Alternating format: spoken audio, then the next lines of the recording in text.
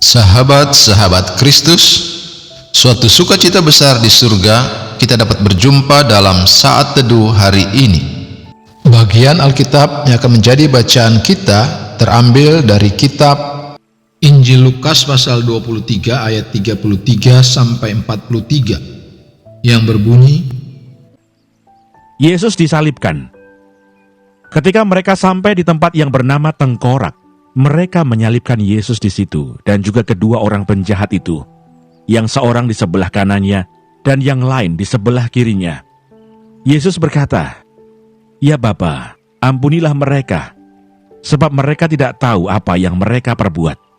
Dan mereka membuang undi untuk membagi pakaiannya. Orang banyak berdiri di situ dan melihat semuanya. Pemimpin-pemimpin mengejek dia, katanya, "Orang lain ia selamatkan, biarlah sekarang ia menyelamatkan dirinya sendiri. Jika ia adalah Mesias, orang yang dipilih Allah." Juga prajurit-prajurit mengolok-olokkan dia. Mereka mengunjukkan anggur asam kepadanya dan berkata, "Jika engkau adalah raja orang Yahudi, selamatkanlah dirimu." Ada juga tulisan di atas kepalanya, "Inilah raja orang Yahudi." Seorang dari penjahat yang digantung itu menghujat dia, katanya, "Bukankah engkau adalah Kristus? Selamatkanlah dirimu dan kami." Tetapi yang seorang menegur dia, katanya, "Tidakkah engkau takut juga tidak kepada Allah, sedang engkau menerima hukuman yang sama? Kita memang selayaknya dihukum, sebab kita menerima balasan yang setimpal dengan perbuatan kita. Tetapi orang ini tidak berbuat sesuatu yang salah." Lalu ia berkata, "Yesus, ingatlah akan aku apabila engkau datang sebagai raja." Kata Yesus kepadanya, "Aku berkata kepadamu, sesungguhnya hari ini juga engkau akan ada bersama-sama dengan aku di dalam Firdaus."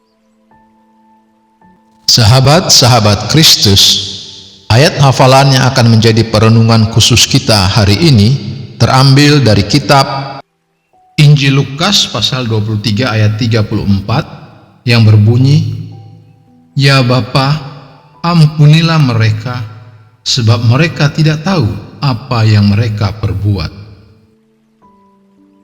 Sahabat-sahabat Kristus, kita akan merenungkan nats ini di bawah tema benar tidak tahu. Sahabat-sahabat Kristus, kata tidak tahu kerap punya arti berlapis. Benarkah seorang mahasiswa tidak tahu sehingga tidak bisa mengerjakan tugas kuliahnya? Benarkah seorang tidak tahu ketika ia mengambil milik orang lain tanpa permisi?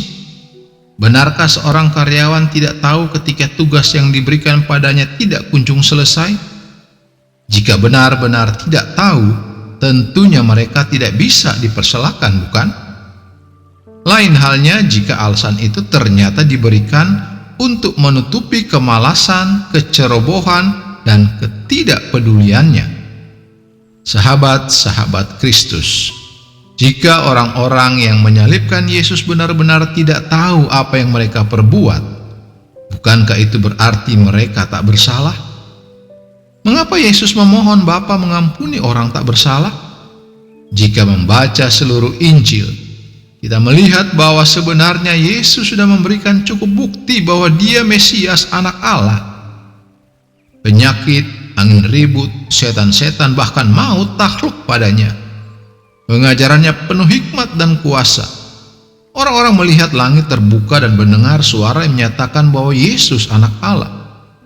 Yesus sendiri menyatakan diri sebagai Anak Allah.